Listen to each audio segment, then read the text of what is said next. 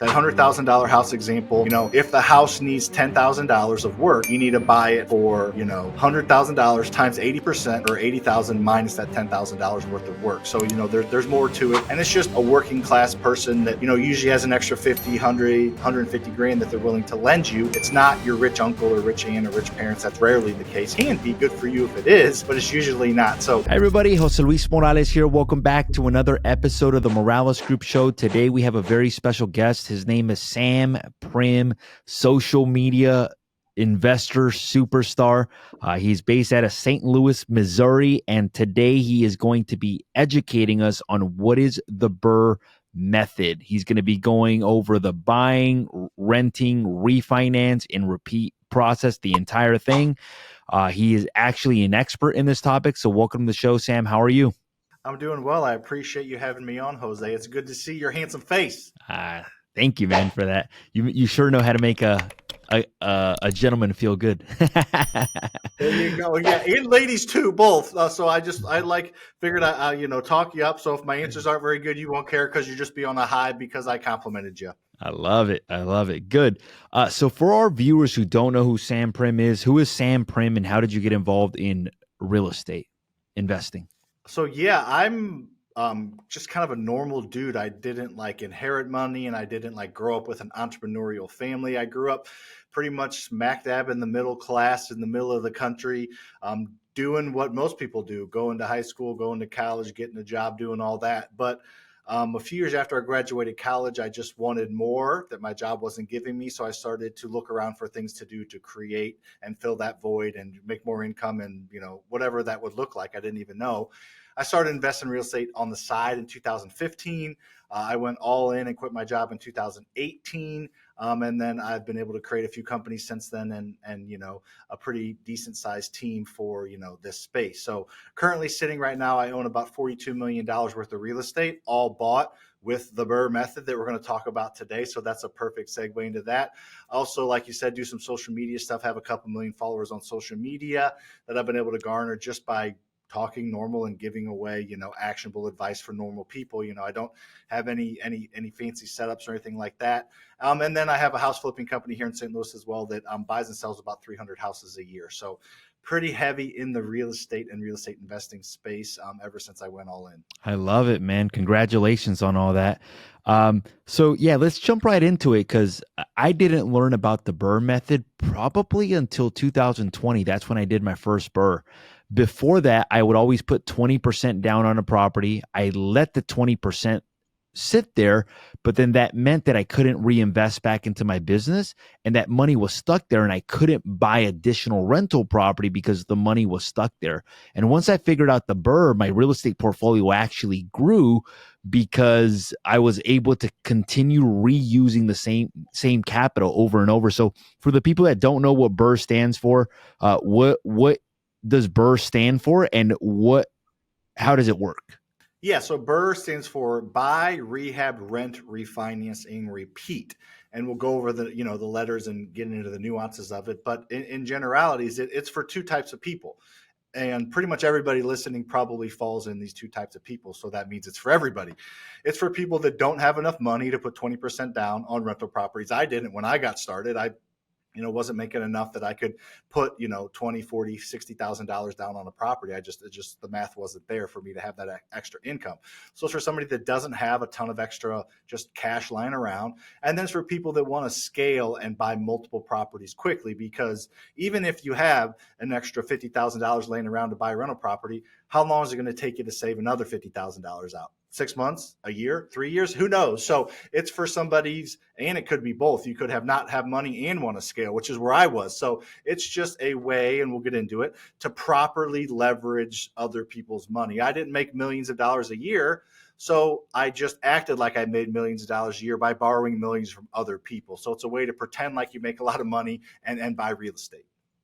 I love it. So what type of properties fit the BRRRR model? Like, is it apartment complexes? Is it commercial properties? Is it entry-level properties? Like, what is the typical buy box where this formula actually works, or what is the actual formula?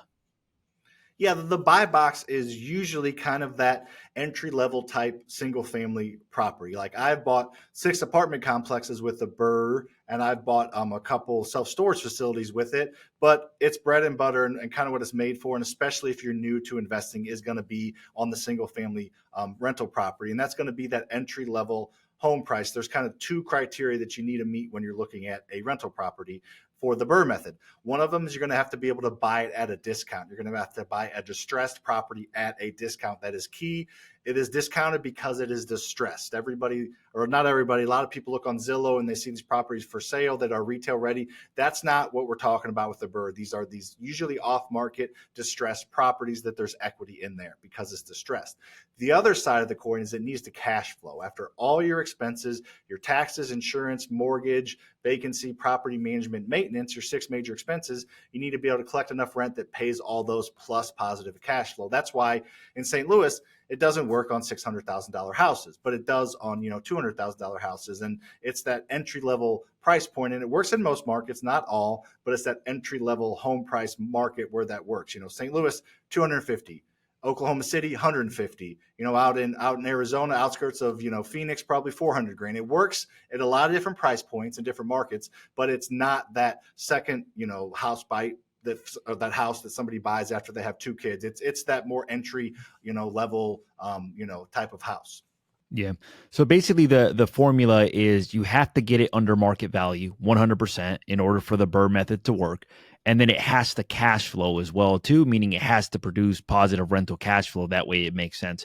When we talk about like significantly under market value, how much are we talking about? Like if the after repair value is 100,000, are we talking about 60% of the ARV, 70%, 80%, 90%? What does that look like? Yeah.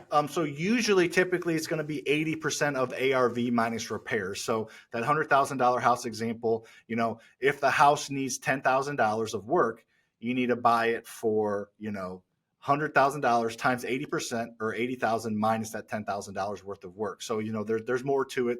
There's holding costs and things like that we can get into, or just kind of gloss over that for the purposes of the podcast. But you need to take it at a maximum of 80% minus repairs. And the reason you do that is because that's what the banks do when we get to the refinance step. They'll give you a loan for 80% of the appraised value. So that way you're able to pay everybody back and not use any of your own money. So there's a reason why you do that, because you want a safe investment, you want equity, all these things, but it also allows the whole process to work itself out when you're buying, at a minimum of 80% minus repairs. We shoot for 75% just to leave ourselves a 5% buffer, but that doesn't always work out that way.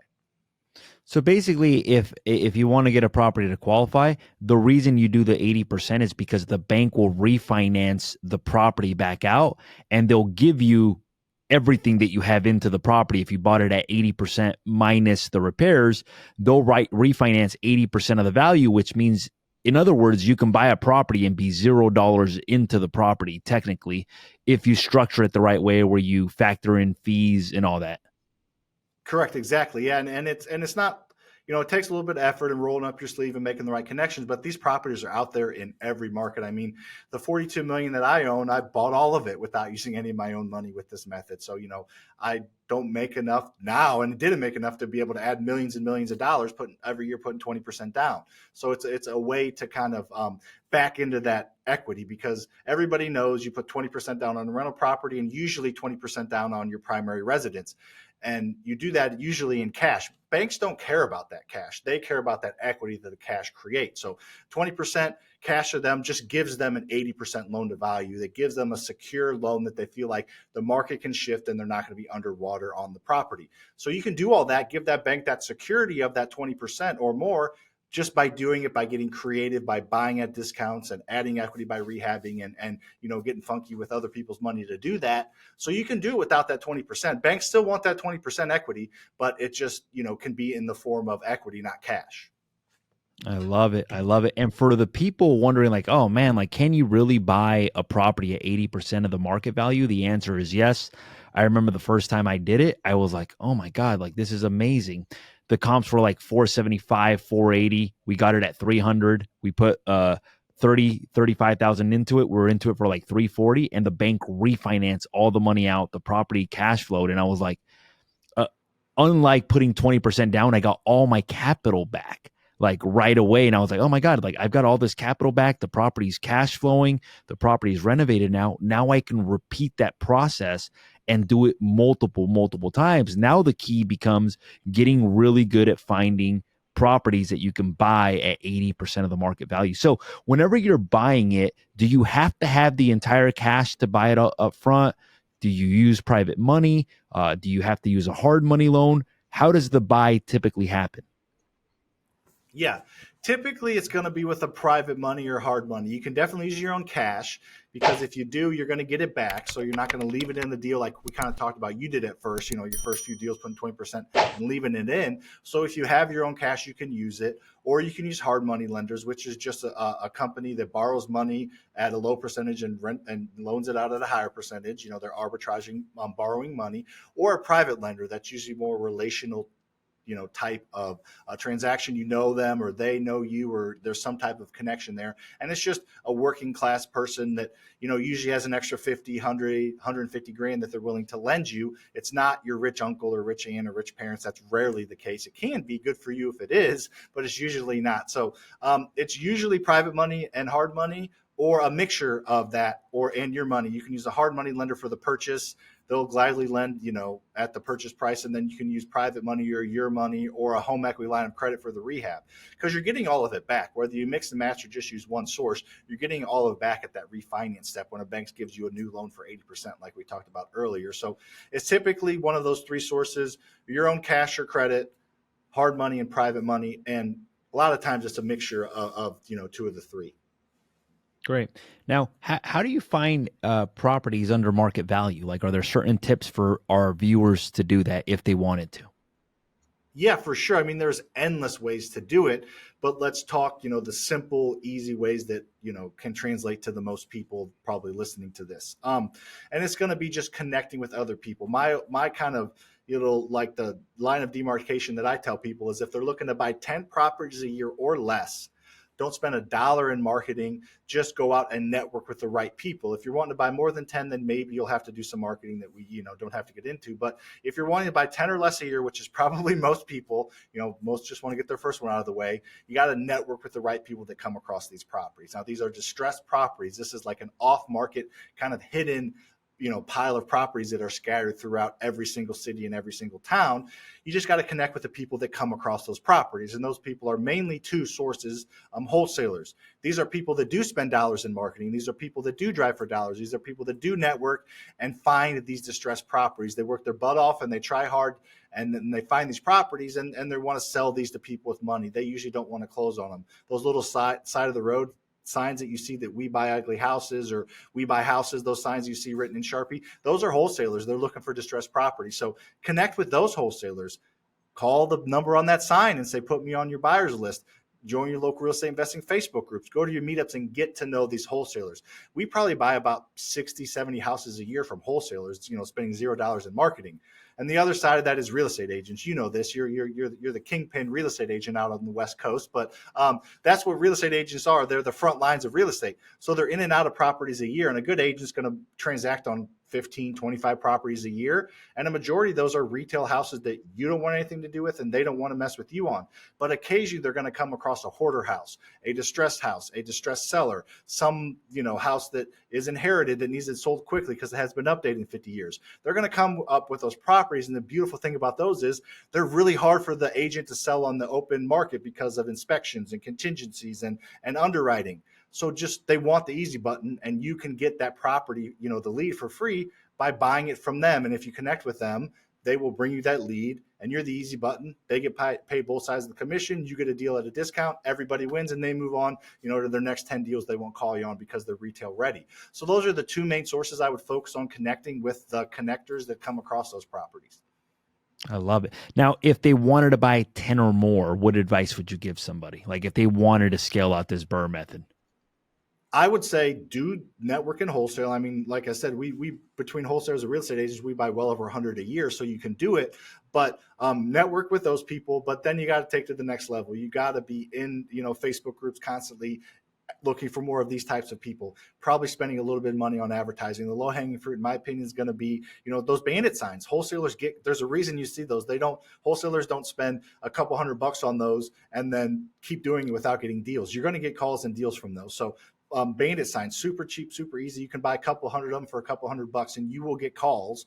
Maybe not a buy, but maybe a buy from it for super cheap. Now it requires work. You got to buy the sign, write on it, or buy it printed and put it out and take the calls and all those things. But that's super low hanging fruit that just requires your work at a pretty cheap price. But then there's, you can do Facebook ads to people. You can do, you can do direct mail. You can send mail to people that own distressed properties. You can text people by buying lists of people that have, liens on a property and high equity. There's so many different ways you can do it. You just got to pick the way that fits you best. You can drive for dollars. So there's so many different ways to do it, but just picking a few that work for you and trying them rather than spending, $50 a week on Facebook ads and $100 a month on direct mail. Like, that's not going to do it. You need to pick one or two and spend a little bit of money behind it. I think anywhere from $500 to $2,500 a month, which may sound like a lot, but if you get 10 properties from it, you're probably making several $100,000 in equity and a flip and a wholesale here and there. So it's well worth it.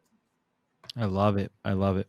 Now, just for our viewers to understand, like, if you find one of these properties that's distressed, it's really easy to calculate. Just look at what is the property worth after it's fixed up, multiply it by 80%. So that's 80,000. Subtract the repairs. If it's 20,000, then that means you got to buy it at 60,000. That means your maximum allowable offer is $60,000. You get it at 60, you invest 20, you'll be able to refinance at 80%. Some banks do it at 75%. Some banks do it at 70%.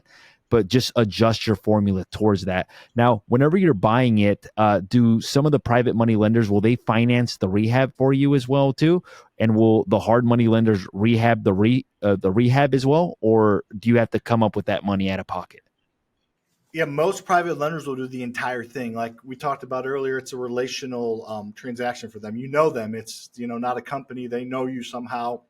You've got to know them, and they're trusting you in real estate and, willing to make a good return on it. Usually 8 to 12% return annualized, not on the deal specifically, but overall, if it were a 12% or 12-month deal, it'd be annualized out. And usually they will fund 100% of purchase and rehab. So that's the easy button. They're a little bit harder to find. Hard money lenders, like you mentioned, they're not. You just Google hard money lenders near me. Local ones are best. There's national hard money lending companies. Shoot, SamFasterFreedom Capital. I own a national hard money lending company, but I still tell people to go local if possible. The local hard money and the local private money are best. And the hard money lenders are, a company that has, usually employees and different, overhead. So they are usually a little more expensive. They usually will not lend 100% of purchase plus rehab. They usually will lend you a portion of that, but there's a huge benefit in them that they're going to be a second set of eyes on the deal. They are going to underwrite it, and they're not going to lend on a bad deal. So if they look at the deal, underwrite it, and lend, they know your market. That's a good sign that you got a good deal. So most people that use hard money, they will lend purchase plus part of rehab, and then the rest of the rehab they have to come out of pocket or use private money for. Or they just get the purchase from the hard money, and then the rehab, they use a line of credit on their home or private money for that. So you can intermix them a little bit like we talked earlier. I love it. Great. So we covered the buy portion of it. The next portion is the renovate. Any tips as it relates to renovating the property? Do we usually, since it's going to be a rental, do we renovate it differently than if it was a flip? Do we renovate it the same quality as a flip? Any rules of thumb? Like, are there properties that just need way too much and that you want to stay away from? Yeah, in my opinion, yeah. So yes and no. So you definitely renovate it differently than a flip, but not necessarily lesser than a flip. This is a rental property somebody's living in, so you're going to want to make it as maintenance free as possible right now when the house is vacant, because if you cut corners or put carpet instead of luxury vinyl plank because it's a little bit cheaper, or don't put granite in, you're going to get calls because somebody's living in there, and that's expensive when you have to schedule with a tenant, send out a maintenance person. It's out of pocket at that point because your money's already refinanced. So do everything that makes sense right now. Don't overdo it. You don't need a marble backsplash and gold-plated handles on your fridges and panels on a fridge or anything like that. But you want it to be a nice house. I have done it both ways. And the nicer houses, you get a better tenant.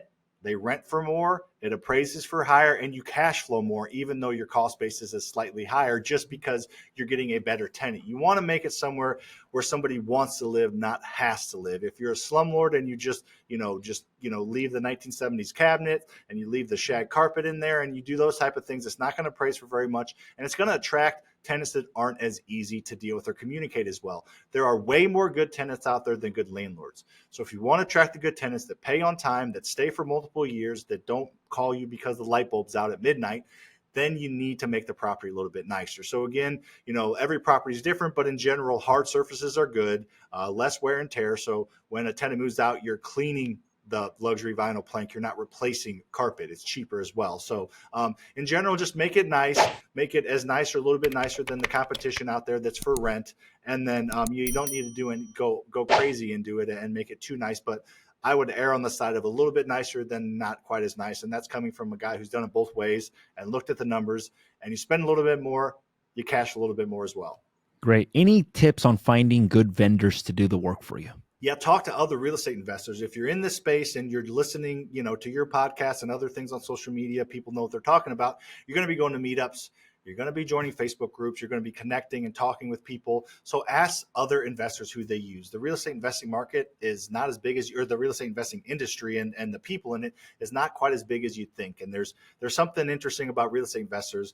There's a mixture of, wanting to help people. And then there's a mixture of vanity. Like, I did this for this cheap, this contractor did this, and knowing it or not, they'll give you the contractor's name because they want to brag about themselves. And it's not saying, every real estate investor is vain, but like most people, if you did something cool, you want to show somebody and you're willing to give that contractor up, because most people don't have contractors working for them full time and they want to keep their contractors busy so they're continuing to stay in business. So other real estate investors, and a great source is contractors. If you find a roofer and you treat them well and you pay them on time and you communicate with them and they work with investors, they understand the game, then you ask them if they have a siding guy, and they'll probably give you that siding guy that they know that they've worked with over the years and have a good referral. But if you treat them like crap, they're not going to give you that referral. But guess what? That siding guy knows a window gal. That window gal knows a landscaping person. That landscaping person knows a concrete person. That concrete person knows a flooring. So like it kind of trickles, and it really does. And my students are seeing this every day as they're going through this and listening and taking, constructive criticism and constructive feedback.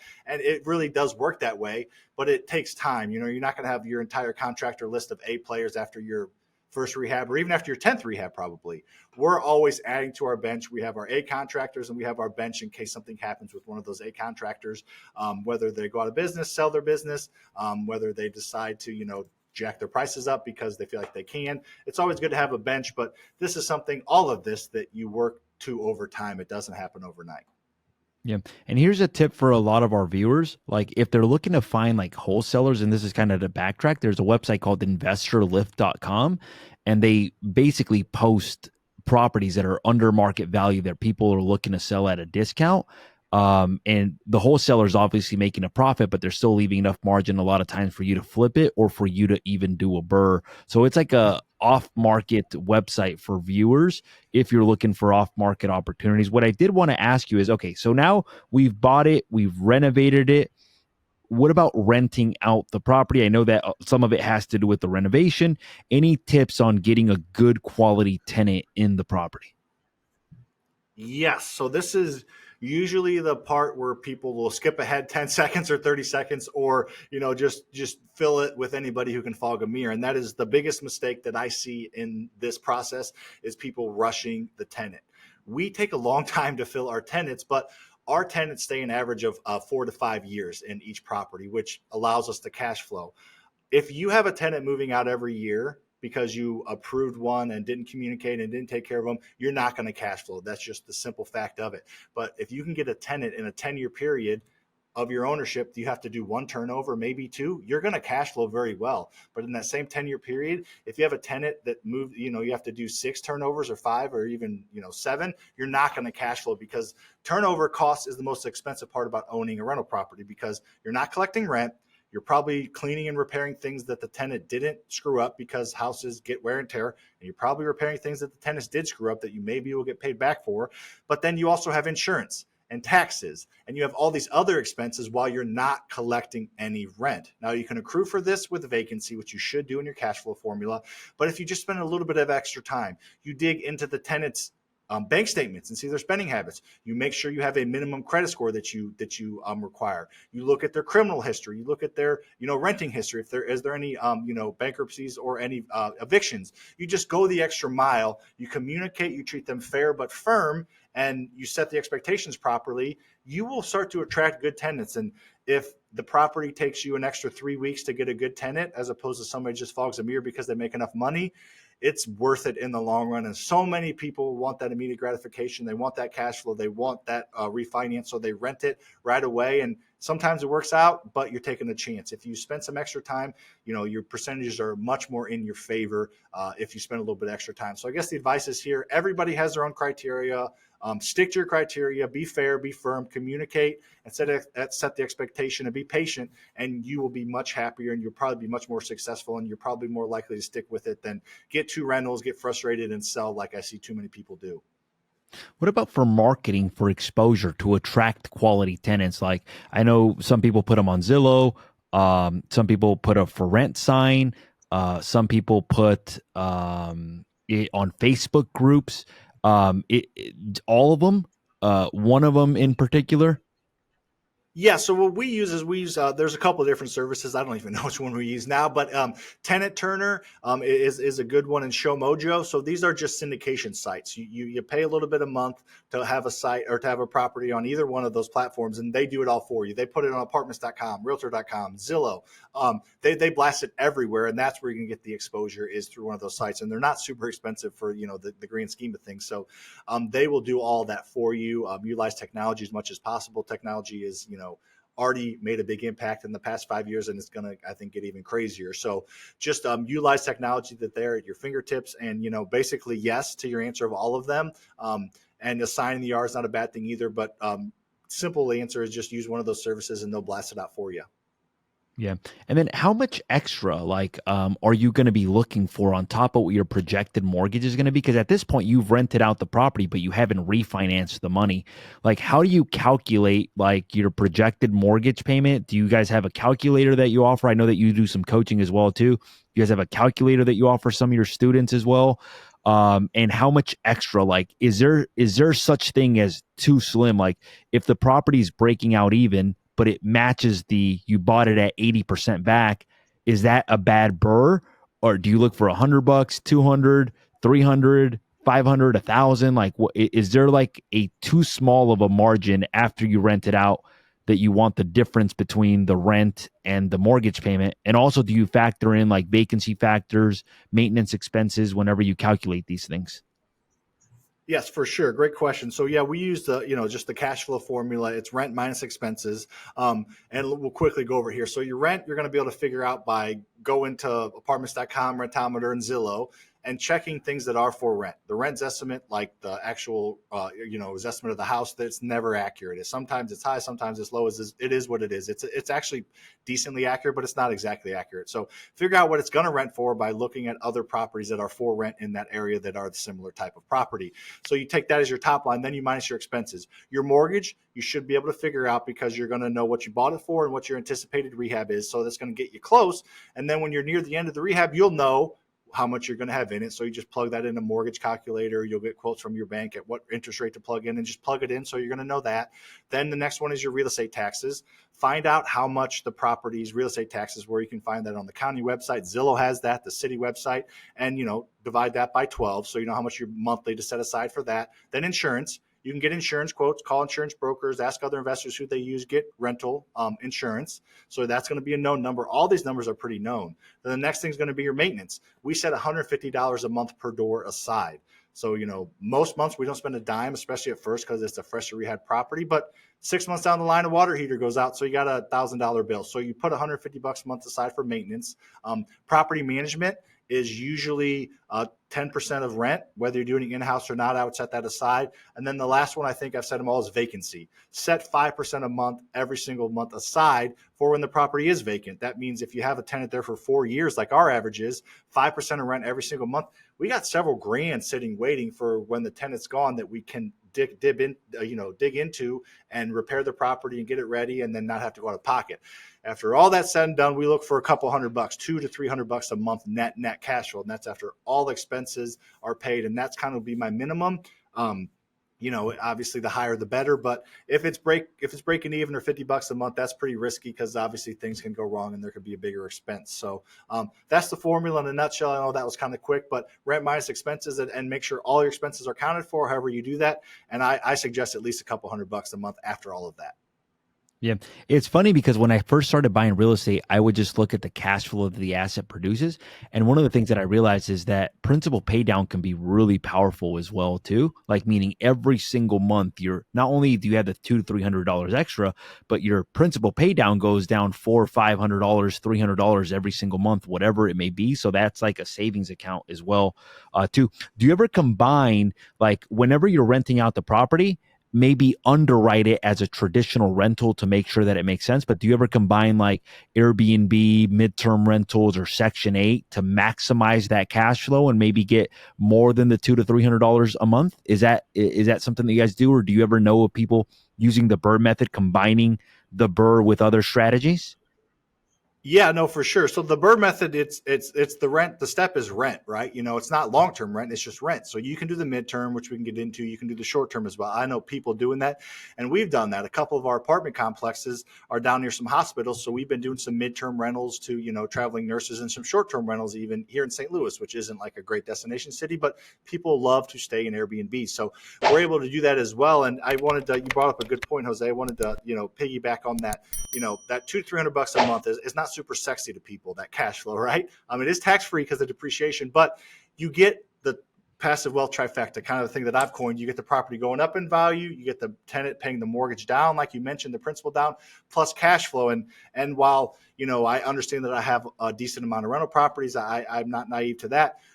We make Luke's and I, my business partner, we make $10,000 every single day with the passive wealth trifecta. We have enough properties that we've done the math conservatively at a 3% appreciation. Property's going up in value.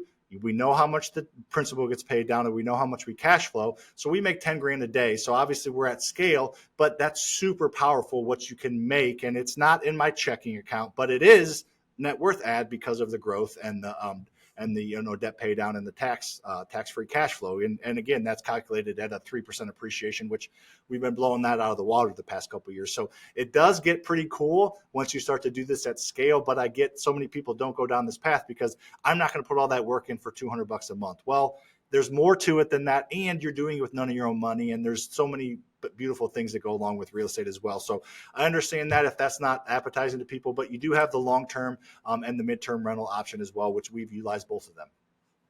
Not only that, but like you're buying a property at a discount, which means you have 20% equity, meaning walking into it like initially. So I bought a property recently where I bought it for $750 and it's worth $1,050,000 as is.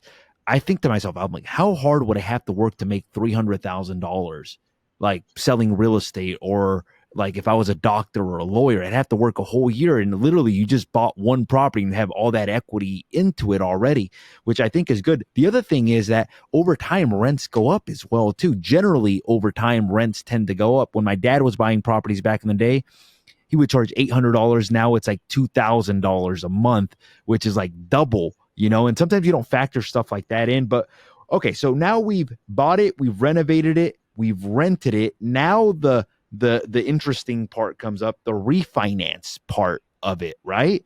Are there particular lenders that do the refi? Is it considered a cash out refi? Do all lenders do this? Are there lenders that are better than others? Yeah. Piggyback off of one thing you said, because I think it's super powerful. Then we'll get onto that. You're right. The least amount of rent you should be getting is day one. After that, the rent has gone up recently. It kind of follows inflation. It's gone up like crazy. That's the minimal you should get, that $200 a month now. But I've done calculations and I've seen it, that $250 a month you're getting right now in 5 years is going to be over doubled. And then in 10 years, it's going to be even more than that. So it will turn into in the near future, several $100s a month because of what we're talking about. So the you're at the smallest point of positive cash flow is at the beginning, and then it grows from there. All right, sorry, just wanted that was a great point you made. But the refinance step, yes, this is kind of the most confusing step for people. Let's simplify it, and then we can break it down just a little bit. Basically, the bank's giving you a brand new loan on a mortgage. So they're giving you a 20, 25 year or 20, 25, 30-year mortgage. They're giving you a new loan in the form of a cashier's check. You get a cashier's check, and then you take that cashier's check and you pay back your hard money, your private money, and yourself, or a combination of them, whatever it is. So that's why we did the math. We bought it at a discount, rehabbed it, all the things. So they're giving you a brand new loan to pay off your old loan, basically. And now that new loan's a mortgage that you pay off over a long period of time that allows you to cash flow. And there are specific banks that do this. I had 25 banks say no to me when I started my very first project, because I was going to Bank of America and they didn't know what I was talking about. I was going to, some regional banks, and so I just didn't know who to talk to. I just was figuring it out as I went, because I'm kind of an idiot. But what you need to do is you need to go to these small local banks, and this is the bread and butter. These small local banks, they're the community banks with 5, 10 branches. They're in every city, big cities, small cities, everything in between, and they stay in business by lending to real estate investors. They don't have billions of dollars in depository accounts like Bank of America. They don't sell the mortgage to Fannie Mae and Freddie Mac on the secondary market. They hold the note in-house. They borrow from the Fed's funds at X. They mark it up to you, and they keep that note in-house, and they make the arbitrage, and then that's a little bit of money for them, but at scale, that's how they stay in business. Now, they do other types of things, but that's a majority of how they stay in business, so they will fight for your business. And the fact that they do not sell to Fannie Mae and Freddie Mac, they can do whatever they want. Like a couple of years ago, we did a refinance on our entire portfolio. We locked them in for 10 years. We locked in a rate for 10 years at a super low interest rate over 30 years, which is kind of unheard of in this commercial type space. So they can do whatever they want. They can lend you at 4% right now, 5% Fed's fund rate. They can lend you 12%. They have the ability to do what they want because they hold the notes in house. Their only kind of guardrails are just what their board decides that their guardrails should be. So that's a simplified version of it. But in general, small local banks, not your big regional banks, ask other investors who they use. They'll gladly give you their bank, because the bank's not going to run out of money. So they want you to use their bank. So anyways, that's kind of a place to find them. So now at this point, like, you've gone through the entire process. You basically have bought it, renovated it, rented it. And when you refinance it, you have all your capital back out. You own the asset. You're producing positive cash flow. At that point, you can repeat the process over and over. So how long does a BRRRR typically take to complete? Usually it depends, and it gets quicker over time. But I would say on average for us is 2 to 4 months. Let's just say probably more like that 6-month range for that person, to do their first one. And after you do that, you don't have to just do one at a time. I mean, if you have a crew that you're keeping busy and you have a project manager or something, down the line, you can do a few, 2 or 3 at a time. And the repeat step is great. I changed it from repeat to scale, because most people want to scale, and I don't want to go into detail on this, but scaling it's a process. It's a way to scale, and it's simply BRRRR is an acronym, so scale is an acronym. You do this, we're not going to dig into, because it's a whole nother episode in itself. And I actually have a bigger pockets episode about this, but scaling, that you need to create systems. S stands for systems around every step. You need to get into some type of coaching, whether it be free podcast you're listening to now or paid coaching. You need to take action, because you're going to learn on the fly. You can only learn so much by listening to Jose's awesome podcast. You need to increase your lead flow, because if you want to scale, you need more leads, and then you need extra funding. You need multiple hard money lenders, multiple private money lenders, multiple banks to work with, so funding is not an issue. So if you create that SCALE, then you're able to actually SCALE, which is scale. So anyways, don't need to go down that path, but the repeat step is just go back and do what you did. That's not teeth sink inable enough for me. So I kind of created this scale process that's helped me, buy 40 million. I love it, man. I love it. Now, what are some of the challenges that you see some of your students or that you faced early on? Because, I mean, all of this sounds great, but with anything, I mean, there's obviously things that come up, issues, things that were unexpected. What types of mistakes do you see people make? What mistakes have you guys made? Is there anything that you would do differently? Oh, yeah. I mean, for sure. We made a ton of mistakes. So Let's just kind of break it down to each step. In the buy step, most people's mistake they make is they let emotion get involved. It's a $200,000 house that needs 40 grand and they're 10 grand short on their offer. So they convince themselves that it's a $210,000 house that if they cut the corners, they can do it in 30 grand. So letting emotion get involved and not just sticking to the numbers. Emotions are great, but you got to keep them out of the equation when you're talking about investing in real estate. So nobody makes good decisions based on emotions when they're investing. So just buy it right, stick to the formula we talked about. The rehab step, most people under rehab rather than over rehab, honestly. They don't quite do enough and it doesn't appraise out because they didn't do enough and they got to come out of pocket. They cut some corners and they got, lengthy maintenance down the line within 6 months. So under rehabbing is usually the issue there. The rent step, the issue is usually, like I said, just approving whoever fogs a mirror and makes enough money. Most people say 3 times rent, but there's nuances to that. If the property rents for $1,000 a month, they need to make at least $3,000 a month. But that needs to be net income, not gross, because as everybody knows, there's things that come out of your gross income, like taxes and garnishment and 401k, additions and things like that. So make sure that your just tenant is vetted. And then the refinance step, most people that come to that mistake is they just don't get approved beforehand. Like, you don't have to have a property. Meet these small local banks, talk to them, give them a potential deal that you would bring them and see if they will approve you. Now they'll give you something written as a pre-approval letter. They'll have to underwrite it still, so it's not a guaranteed approval. But I know a lot of people that get down the path and the bank says you're not bankable, or we're not going to refinance you, or only going to give you 70% and not 80%. So get some type of approval ahead of time while you're in the rehab process.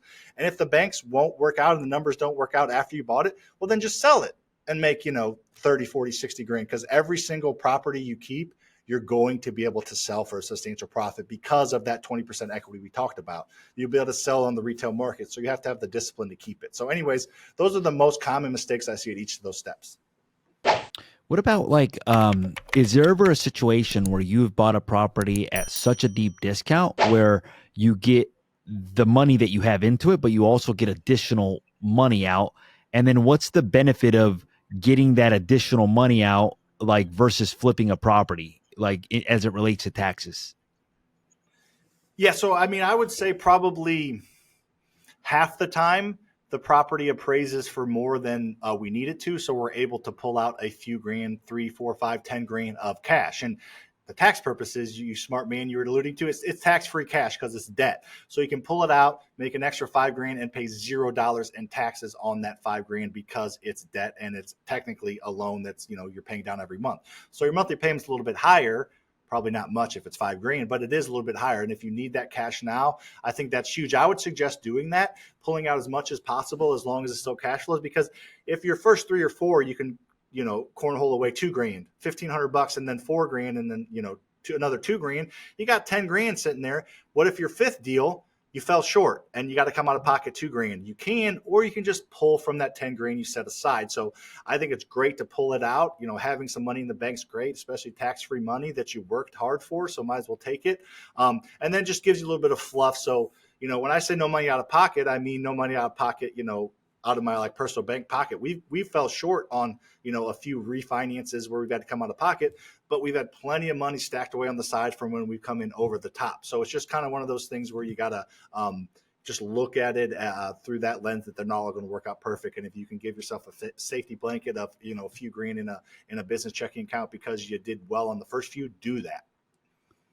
The other thing is that sometimes when people flip a property, what they don't factor in is the taxes that you're going to have to pay on the flipping of the property sometimes. So I think I did this very early on when I flipped my first property. I probably should have BRRRR'd it instead. And for the amount of money that I made on the flip after taxes, I would have been better off just taking the cash flow, because it would have cash flow maybe $500-$600 a month. I would have made that money in a year or 2 years, and I would have held the asset. So sometimes it's you can flip the property. Let's say you're going to make 40, but let's say you pay 20 in taxes. Really, you only made 20. And if you can do a cash out refinance instead, where you're making $10,000 tax free versus $20,000 that you're paying taxes on, it may be a better fit. Last thing that I wanted to ask you is, what is the best BRRRR deal that you have ever gotten? Is it an apartment? Is it a the biggest slam dunk that you've ever had as a BRRRR deal? Yeah, the biggest slam dunk I've ever had is a 42 pack of houses I bought actually. So 42 houses, all in the same neighborhood, out in a pretty good area in the suburbs of St. Louis out here, and bought them all 42 houses. Bought them for 3.5 million. So $83,000 a door. They appraised as is for 5.8 million, so about $125,000 a door. So we had almost a couple million in equity off the bat. But we were putting money into a few of them. We borrowed money for the deal, and I think that they're probably right now worth, and we're about 15 months into the deal. We're going to refinance the long term here in a few months. I think they're worth 175 a door. We just had one appraised for 187. So I think they're going to be worth between 7 and 8 million, and then we're going to owe, bought it for 3.5, put, a little less than $1 million into them. So, we'll have probably $3 or $4 million in equity on a deal that we used none of our own money to buy, just because we were able to buy 42 houses at such a discount, because we were able to transact on 42 houses and take over 42 tenant occupied properties. So that's probably our best deal to date. I got a few other deals that we're working on that'll be pretty good, but that's the first one that comes to my mind. How did you get that one? Did you know the owner? Was it a wholesaler? Was it a real estate agent? Wholesaler brought it to us. Wholesaler brought it to us a couple of years ago, and they got strung along by several other wholesalers that brought it to people, and the numbers are awesome. But not everybody has the funding and the capabilities to buy that, take it down, manage it properly, rehab it, all the things that we were able to do. So yeah, that was just a wholesaler brought us the deal. I love it. I love it. Great. Any final thoughts or tips as it relates to the BRRRR method? No, I just think it's something that's a lot of work, and like anything else, you're drinking from a fire hose at first. When you start a new job, that's what you're overwhelmed. But like anything else, with time, it gets easier and easier. Your first one's going to be your hardest one. Your second one's going to be a little bit easier. Your third one's going to be a home run. Your fourth one, you're going to stub your toe. Your fifth one's going to be easy. This is a process, and this is most people's only path to financial freedom and wealth relatively quickly. It's hard work, but it's a lot easier than working for somebody else until you're 65 or 70 and retiring when you're too old to actually enjoy it. So roll up your sleeves. This is how normal people can create wealth quickly. Just, put a little bit of effort into it for the next 4 or 5 years, and you will be thanking yourself. So just know this is the path for most normal people to create wealth, because you don't need any of your own money. You just need to roll up your sleeves and, put in the work, and it's worth it on the back end, I promise. I love it. Now, the last thing, Sam, is I know that you have students as well, too. Do you mind going over a little bit about your coaching program, how it works? And then finally, if somebody was interested in something like that, how could people get a hold of you? Yeah, and I'm not naive enough to think that somebody's going to spend some money with me just because they heard me on your podcast. So first thing I'll tell people, just check out my social media, get to know me a little bit better. It's at SamFasterFreedom on pretty much every platform. If you want the TikToks, and you can go there, or if you want the longer form, I have YouTube, and I have the Faster Freedom Show podcast as well. So check me out, and make sure you see some things that you like, and and you see that I know what I'm talking about, and I've done what I'm talking about, and I'm actively doing what I'm talking about. But then after that, yeah, I do have a mentorship. It's about 16 months into it, and we have over 1,000 students and over 200 million owned in the mentorship. So not going to do a hard sales pitch here. Just know that it works. There's 7 weekly coaching calls. There's one-on-one coaching calls. There's a Facebook group of over 1,000 students with over 200 million in real estate owned, mainly through the mentorship. And then, there's 350 videos that aren't on social media that are, 5 to 10 minutes long that people can access. There's, all the resources we use to buy 300 houses a year. So it's a lot. It's extremely overwhelming, and you get lifetime access to all that stuff. So it's next level. That's why we're able to sell it at a high pace, because it performs and it's kind of walk the walk, talk the talk kind of thing. So if that interests you, then just reach out to me on Instagram. But check out my stuff first and make sure that it's something that you're interested in, because I don't want your money if you're not going to take action and follow the steps that I'm teaching. I love it. I love it. Well, I want to say thank you, Sam, for being on the show. Obviously, you're somebody that I respect dearly, so I appreciate your time. For our viewers out there, we had Sam Prim. He talked about what is the BRRRR method. We went over the buy process, the renovate process, the rent process, the refinance, and repeat or scale Maybe we'll do another show on the scale process at some other time. If you've enjoyed this episode, make sure to hit that subscribe button. If you feel that this episode would be helpful to a friend, make sure to hit that share button and send it to them.